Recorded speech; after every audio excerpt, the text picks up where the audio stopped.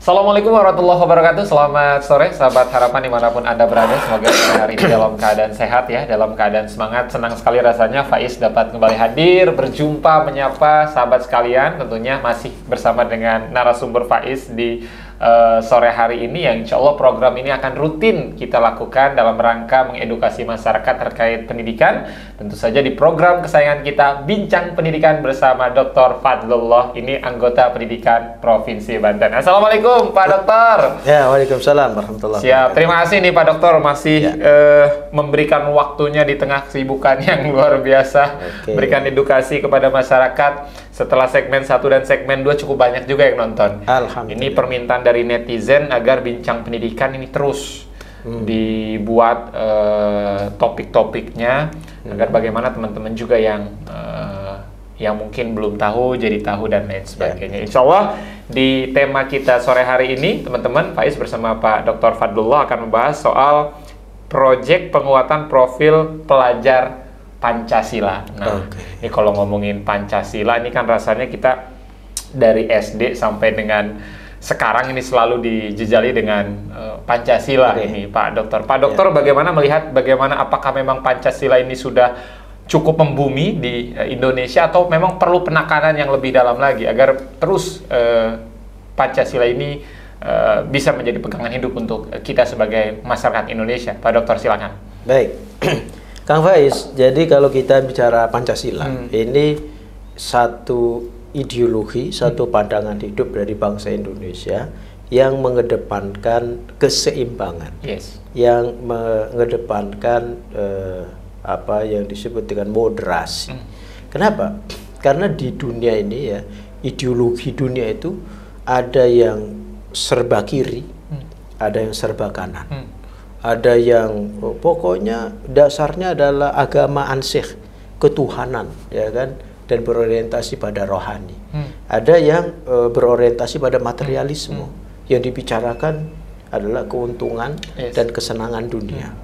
Nah, ini mendayung di antara dua karang ini lahir Pancasila. Jadi Pancasila mau menegaskan bahwa keadilan dan kemakmuran dunia satu hal itu penting. Makanya keadilan sosial bagi seluruh rakyat Indonesia.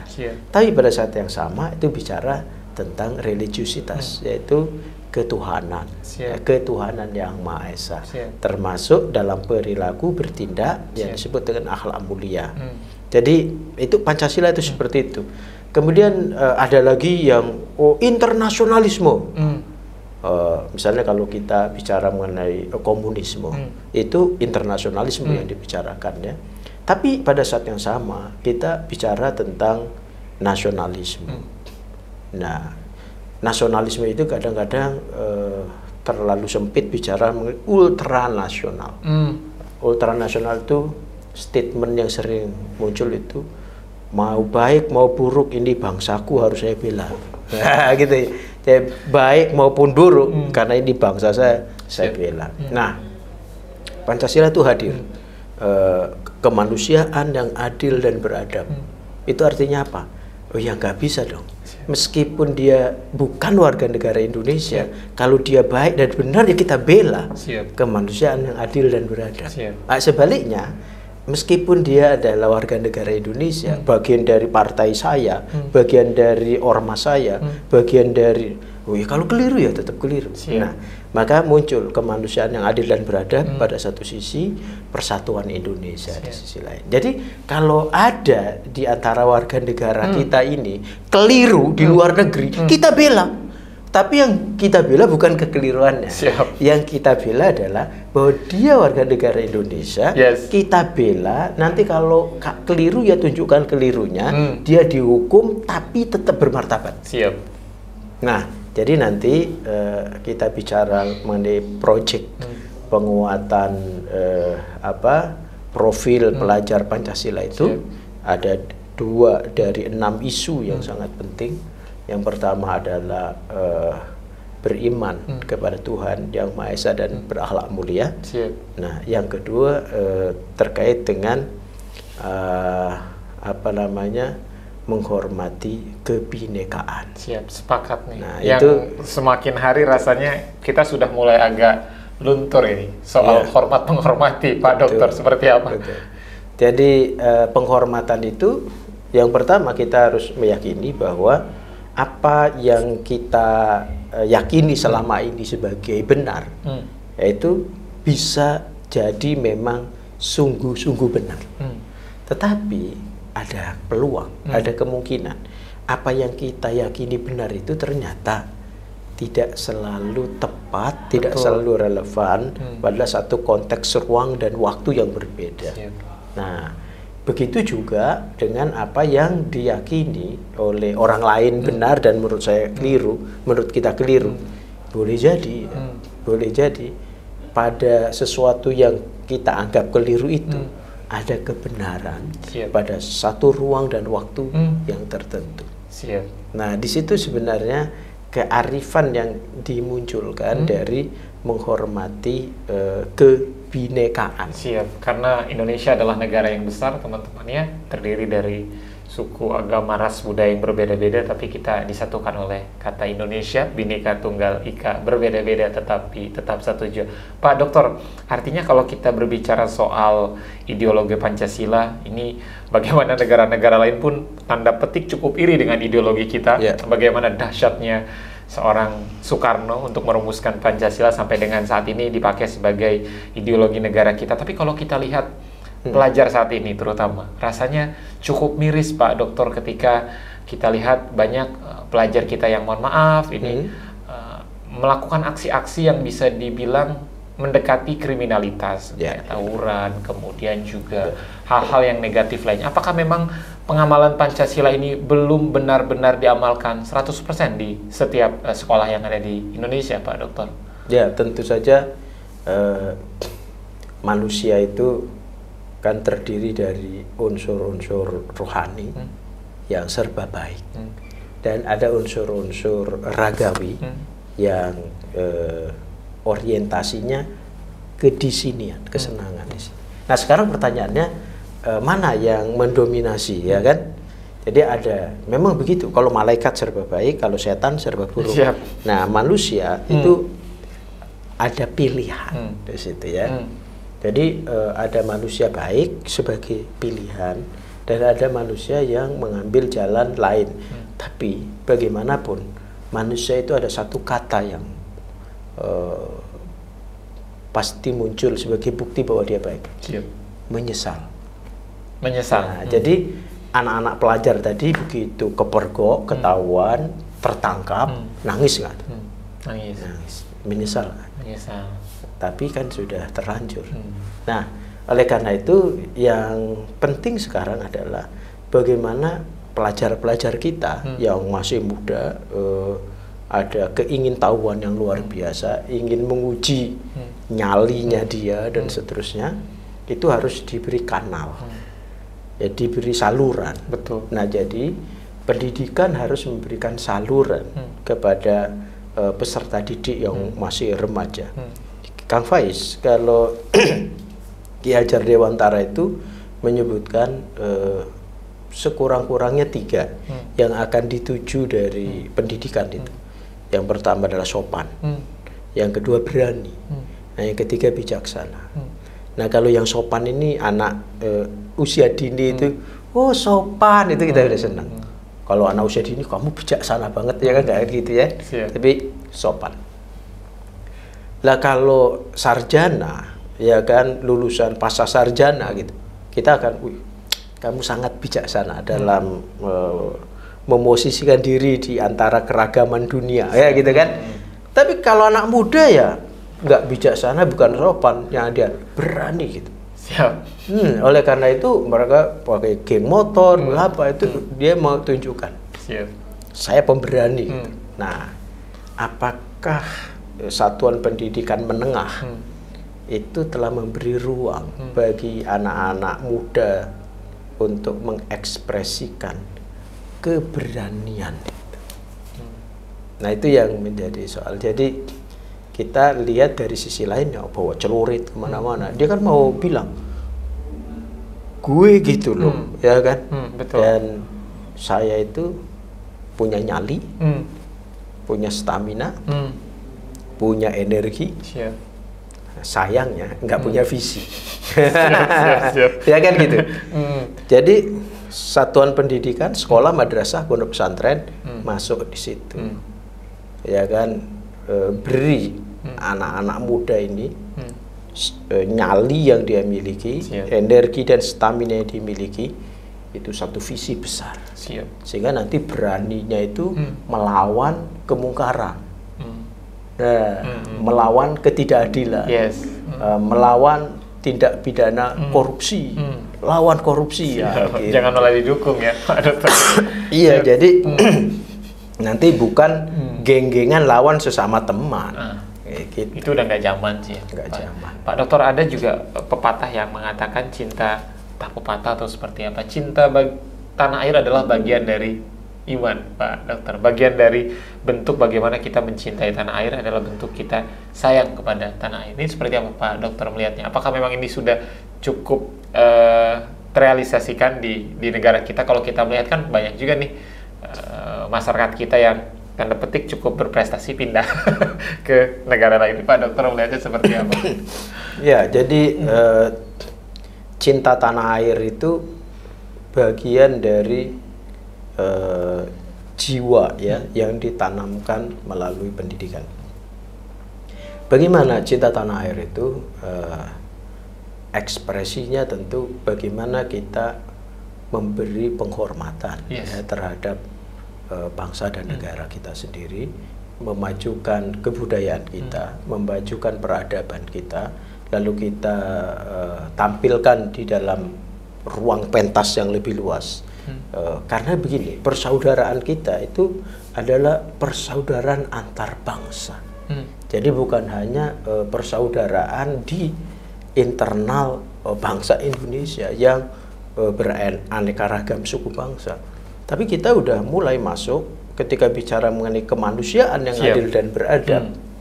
Itu persaudaraan kita adalah persaudaraan dalam keluarga antar bangsa di dunia. Nah, oleh karena itu kebinekaan yang kita usung bukan hanya kebinekaan dalam konteks keindonesiaan, tapi kebinekaan yang kita usung adalah kebinekaan global. Karena sekarang dunia serba digital, ya kan? Nah, ini kita tidak bisa mengisolasi diri sebagai bangsa hanya Indonesia, tapi kita harus bergaul lintas negara, lintas bangsa. Nah, jadi mencintai Indonesia itu berarti kesanggupan kita, kemauan kita, kesungguhan kita untuk memperkenalkan lokal genuine Indonesia, ya kan? Kearifan lokal Indonesia dalam pentas global.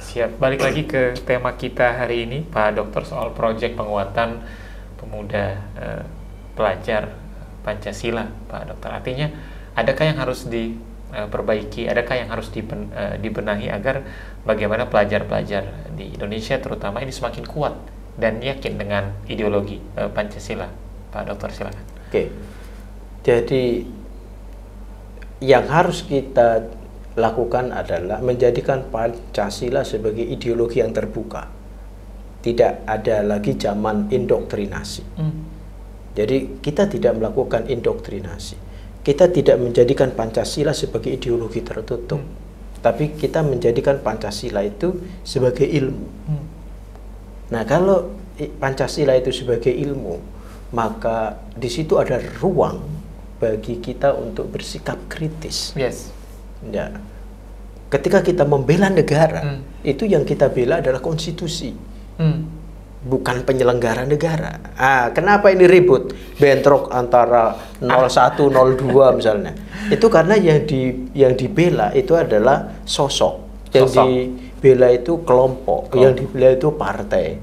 Padahal yang harus kita bela itu adalah konstitusi. Jadi orang ini bicaranya konstitusional atau tidak?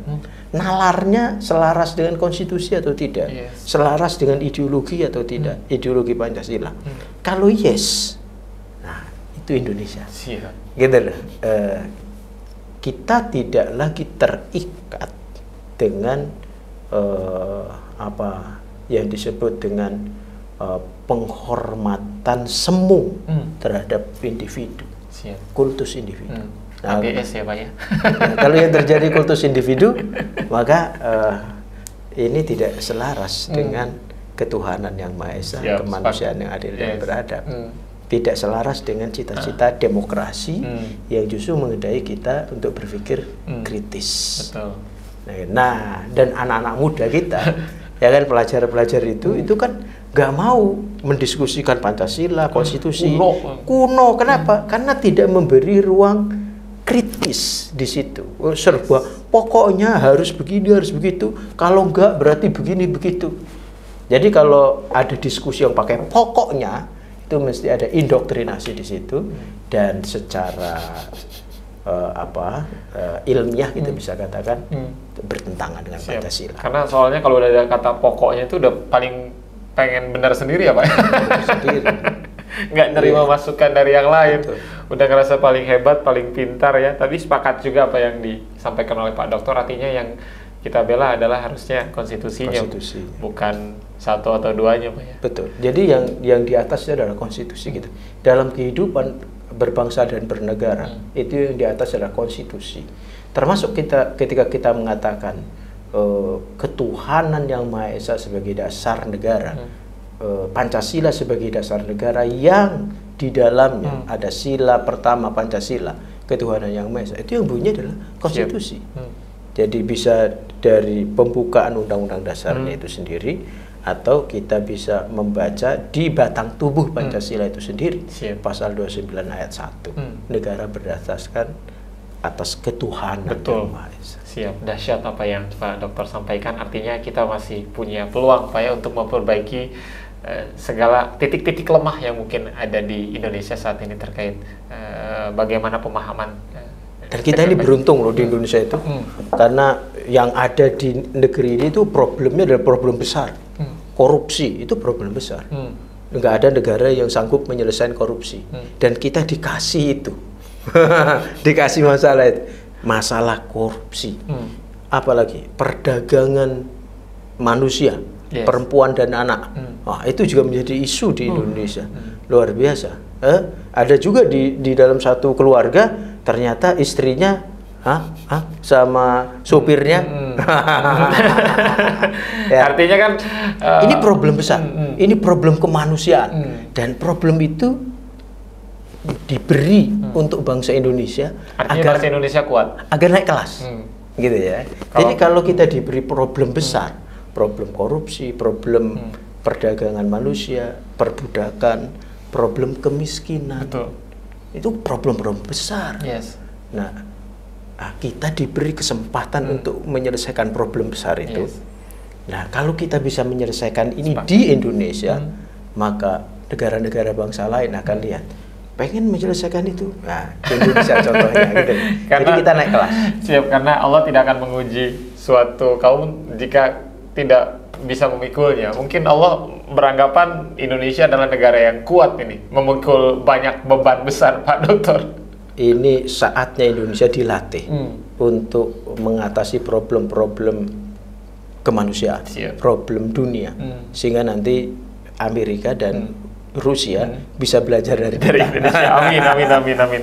Kita baru aja jadi tuan rumah, Pak Dokter. Terima kasih banyak sudah hadir di podcast Lasarva dalam program Bincang Pendidikan. Teman-teman jangan lupa saksikan ya Bincang Pendidikan setiap hari Kamis. Ini tayang di kanal YouTube-nya Lasarva. Jangan lupa subscribe ya teman-teman, sebar sebanyak-banyaknya, share, kemudian juga follow di semua sosial media Lasarva, di Instagram, Twitter, dan juga Facebook ya. Faiz pamit, Pak Dokter pamit. Sampai jumpa di episode berikutnya. Assalamualaikum warahmatullahi wabarakatuh. Waalaikumsalam.